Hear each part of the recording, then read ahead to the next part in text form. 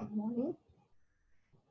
Today's topic is Puccinia graminis critici, which is a fungus which causes a disease called rust in wheat, black rust or stem rust in wheat. It is in the first semester of botany for BHC students.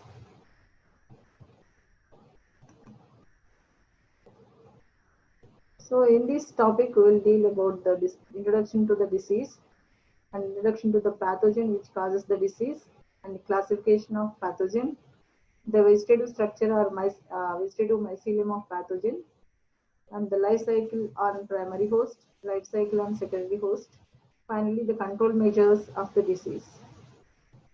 So here the introduction to the disease. This Puccinia graminis triticide, they are internal obligate parasites. They cause rust disease of cereals, millets, and other crop plants. Some of the important species of Puccinia and the disease are one is Puccinia graminis triticide, which is a very important pathogen on wheat. It causes stem or black rust of wheat. There are other types of rust diseases on other host plants. Puccinia recondata, it causes leaf or brown rust of wheat. Puccinia striiformis, it causes the striped rust or yellow rust of wheat. Puccinia sorghum, in sorghum it causes uh, the leaf rust of maize. In Puccinia hardy, it causes leaf rust of barley. In Puccinia purpurea, it causes the rust of sorghum. And Puccinia penicillata, it causes rust of bajra. And Puccinia graminis evene, it causes rust of oat. So most of the plants, the symptoms appear, they are present on the stem and leaf sheaths. They are affected by the pathogen. They may be black or brown colored spots appear on the infected parts. Finally, they turn out to be black. For initially, they were brown, red. Finally, these spots they become black in color. So, due to this, there may be loss in the yield of the crop, wheat crop. The disease cycle involves two host plants. The primary host plant, which is the wheat plant. Secondary host is barberry plant. Here, this life cycle of pathogen is called macrocyclic or heterogeneous. Heterogeneous is the life cycle in which two types of hosts are involved. One is the main host, the primary host. The second one is alternative host. Such a life cycle is called heterogeneous life cycle, and it has many stages, so it is called macrocyclic. Coming to the classification of pathogen, so this Puccinia graminis triticide belongs to a division Eupomycota, subdivision Basidiomycotina, class Teleomycetes, order Iridinales, family Pucciniaceae. This genus is called Puccinia, and species is graminis, variety triticide. So, in fungus, the plant body is a thallus, which is in the form of interwoven thread-like structures called mycelium. Here, this Puccinia graminis triticide, it shows two types of vegetative mycelia, which live in parasitically in the tissue of wheat and as well as in barberry plants. In barberry plant, the mycelium is monokaryotic, and in wheat plant it is dikaryotic. That means in barberry plant only single nucleus containing hyphae are present, whereas in case of wheat plant in each one there is septa formation takes place, dikaryoticization. These two nuclei are present in each cell. The mycelial hyphae are they are septate, intercellularly going and produces spherical hastoria. So the nature of the mycelium here is it is a septate one, multicellular septate one, and it grows in the host intercellular in between the intercellular spaces and produces hastoria. With the help of this hastoria, it absorbs the nutrient from the host plant. Coming to the life cycle of pathogen, the life cycle of Puccinia graminis triticide shows 5 different stages in regular sequence. There is zero stage in which the spermagonia like bodies are present, which bear spermatia and receptive hyphae. Stage 1 is Asia bearing asiospores. Stage 2 is Uridinia bearing urinospores. Stage 3 is Telia bearing teleospores or teludospores. Stage 4 includes the promycelium with basidiospores.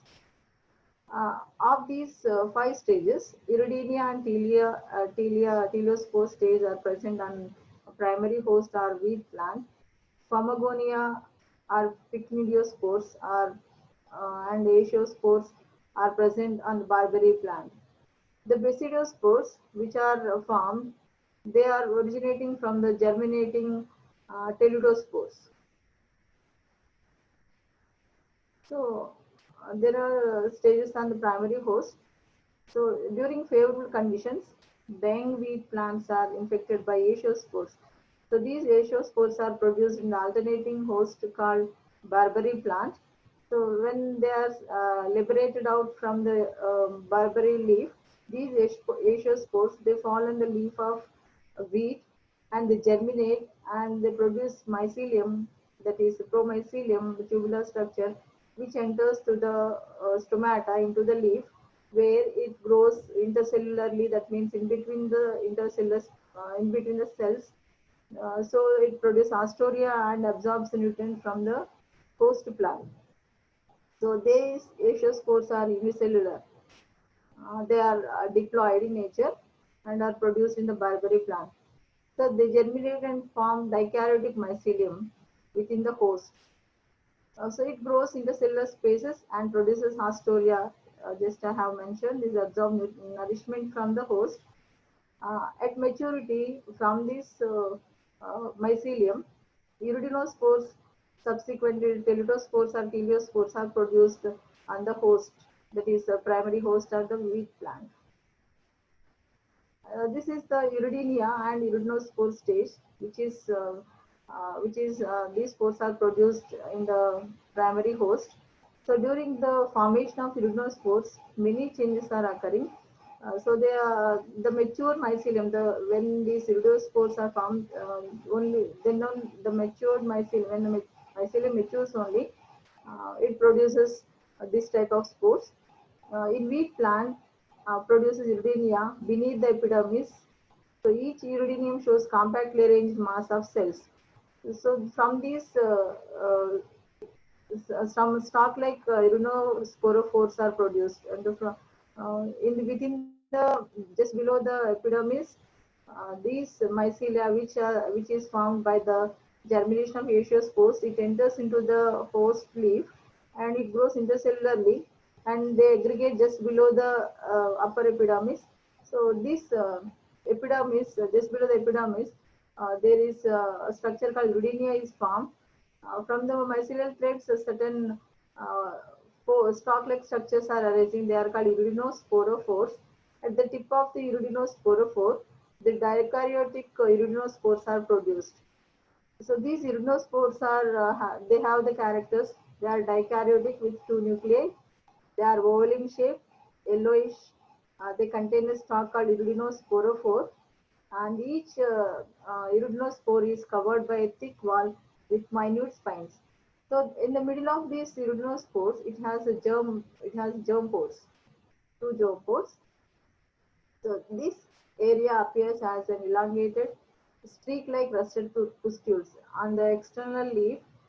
At this stage, some brown or red-colored streak-like rusted pustules or patches are present. These pustules are iridinia or brick red in color, known as rust.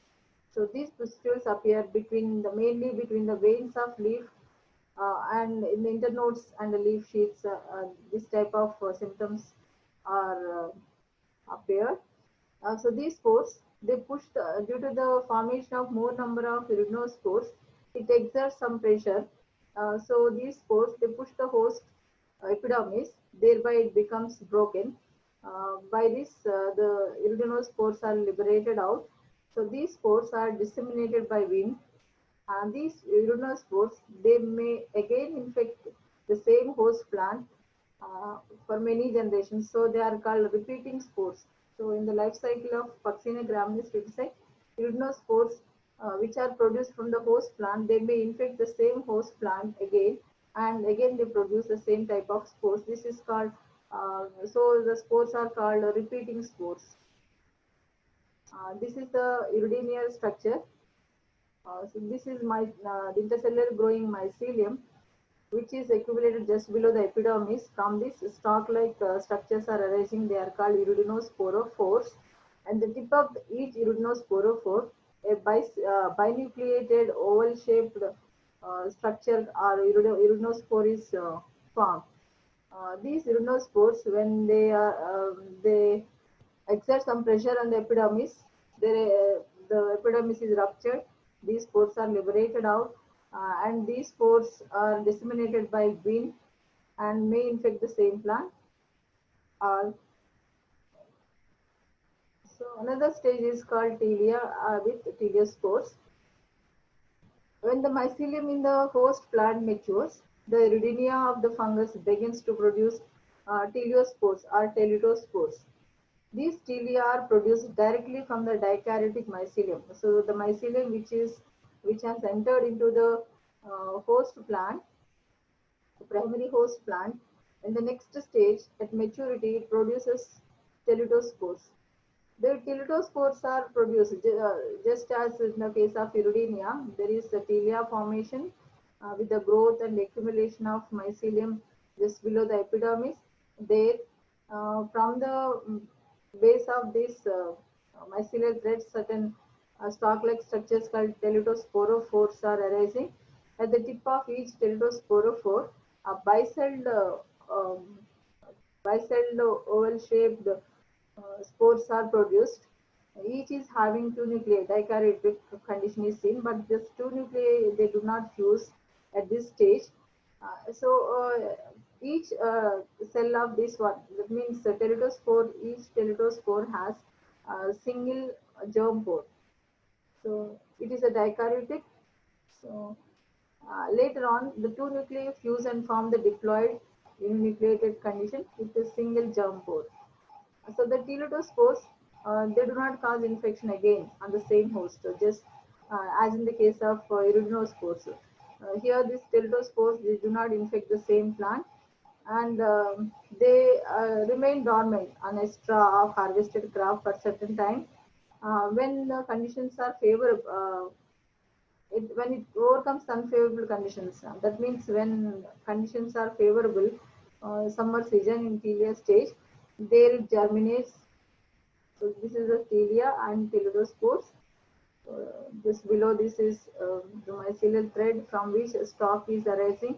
That is called teletosporophore. At the tip, bicelled teletospores are present. In each cell, there are two nuclei. At the initial stage, they do not fuse.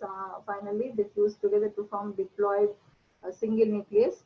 So at the end, they become two cells with the diploid nucleus. So from these pterodospores, Basidia and basidospores are originating. So under favorable conditions, the pterodospores they germinate in situ. That means these pterodospores they survive in the um, straw of the harvested crop, that is wheat crop. The diploid nucleus in each cell of pterodospore initially, which is united to form a diploid nucleus. That nucleus, during germination of this pterodospores, the first change is the meiotic division of the diploid nucleus, which produces four haploid nuclei, which migrate in the promycelium. So the wall of the pterodospore, outer wall is ruptured, inner wall extends as a promycelium through a germ pore, into which the four haploid nuclei they migrate. After the migration of the four nuclei, there is a septa formation in the promycelium, results in the formation of four cells. So from each cell, finger-like structures are arising. They are called sterigmata. So into each sterigmata, one nucleus is migrating. That means from the promycelium becomes four cells in condition. From each cell, uh, finger-like projections come out. They are called sterigmata.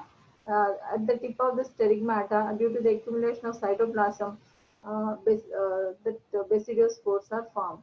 So after 4, 2 will be of plus strain, 2 are minus strain. These basidiospores are capable of infecting only the wheat plant. They do not infect the young leaves of secondary or alternate. So they infect the young leaves of secondary or alternate host, namely barberry plant, but they do not infect the wheat plant. That means only rudinospores are capable of infecting the same host, whereas teratospores and basidiospores, they do not infect the wheat plant or the primary host. So these basidiospores, they infect the young leaves of this barberry or alternative host or secondary host. Uh, Coming to the structure of this basidiospores, they are small, ellipsoidal, or elongated unicellular with uninucleate and haploid condition. This is in the C diagram. There is a teletospore which is a bicell condition. From each cell, a single filament-like structure of promycelium is arising. Um, Before that, there is mitotic division in each cell of the teletospore, which produces 4 haploid nuclei. They migrate into the promycelium thread-like structure, where septa formation takes place, results in the formation of 4 cells. In the diagram B, from each cell, sterigmata is arising at the tip of each ellipsoidal basidospore, which is having a single nucleus haploid condition. So these basidospores, they will be separated from this promycelium and they fall on the secondary host or alternative host for further life cycle. So the secondary host, when these basidospores, they come in contact with the barberry young leaf, they germinate on it in presence of dew or thin film of water on the leaf surface. So in presence of water, this basidospores, which they fall on the secondary host leaf, they germinate and they produce again the mycelium-like structure, which enters through the stomata, uh, through the germ tube. So the germ tube enters through the stomata. It obtains food material from the host, again through Haustoria. In the host cell, it develops a branched monokaryotic mycelium. So then the next stage is the formation of spermagonia and spermatia, and also receptor hyphae in the secondary host, which is the uh, uh, first stage in the life cycle or the life cycle of Actinogram species on the secondary host. In infected barberry leaf, haploid monokaryotic mycelia of opposite strains, plus and minus strains, they develop as a result of the germination of 2 kinds of basidospores. So, one basidospore with plus strain, it gives rise to plus monokaryotic mycelial thread. The minus basidospore gives rise to minus monokaryotic mycelium. There are 2 types of monokaryotic mycelia present in the secondary host. These haploid mycelium, they become aggregated nearer to the host upper epidermis and develops into spermagonia or pycnidium. So each spermagonium is a flask-shaped structure with a terminal pore or ostiole, and it is lined by spermagonial wall. The wall produces from the wall, which is made up of these mycelial thread-like structures. They are elongated and closely packed uninucleate spermatiophores or stalk-like structures are arising. So the wall produces many elongated stalked structures called spermatiophores.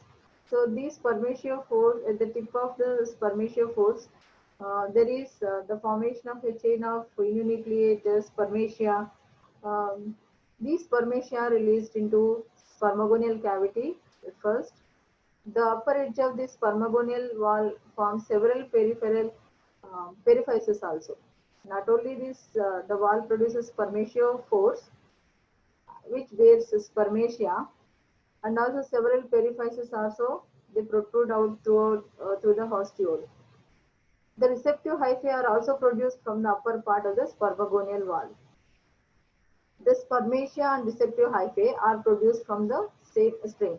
So the spermatia or receptive hyphae, when they come in contact with each other, there is the hole is formed so that the nucleus of spermatia enters into the receptive hyphae to become dikaryotic hyphae. That means dikaryotic mycelium.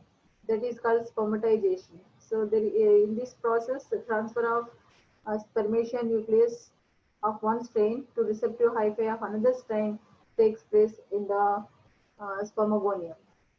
This results in the dikaryoticization of the original haploid nucleus. Here it is the spermagonia, which is present in the upper epidermis with the unshaped structure called spermagonia. At the base of the spermagonia, there are mycelial threads from which are arising spermatiophores.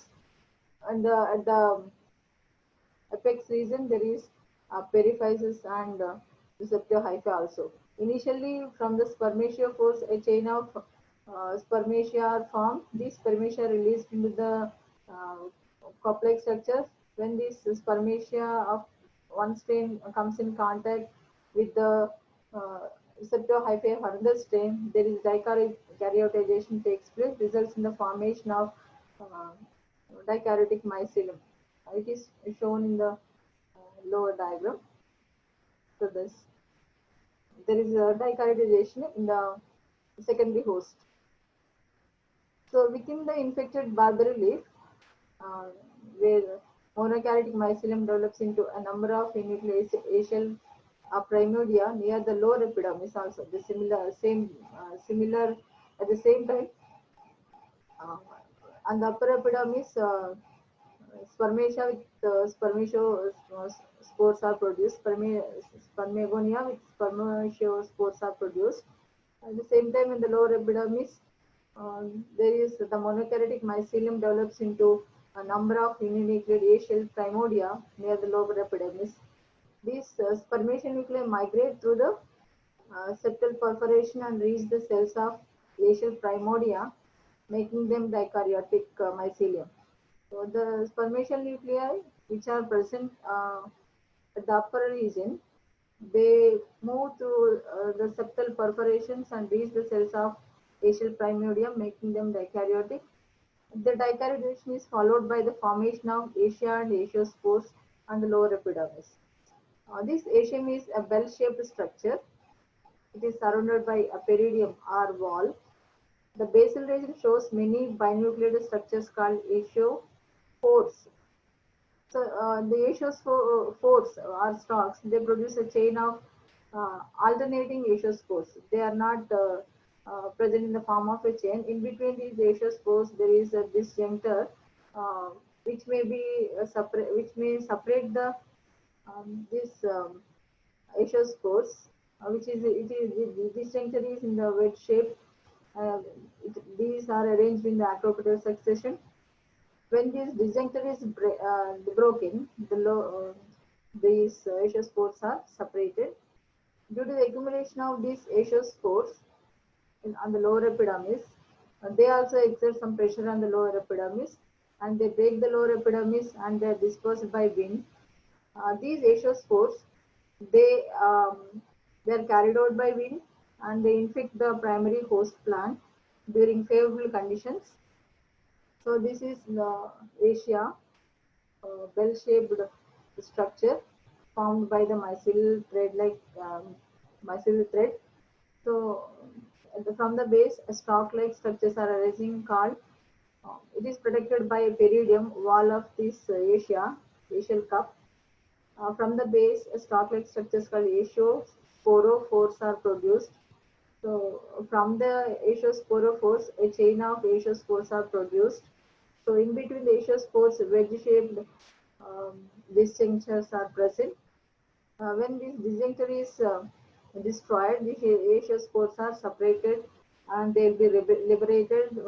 They'll move with the help of wind to infect the wheat plant. So this is the life cycle of Vaccinia. As a whole, it represents the representation of life cycle of Vaccinia on the primary as well as secondary host. The first one, there is Puccinia graminis critici, on which these isospores are they fall on the host plant. They germinate and they enter into the leaf through the stomata, where they grow in between the in between the spaces of the cells or intercellular spaces. Then they produce nostoria and they absorb the nutrients from the host plant. Later, they form this Iridinia with iridinospores. Later, from the iridinospores, they may again infect the same plant, or this iridium, after some maturity, it produces telia bearing teletospores. From the teletospores, promycelium is arising with basidospores.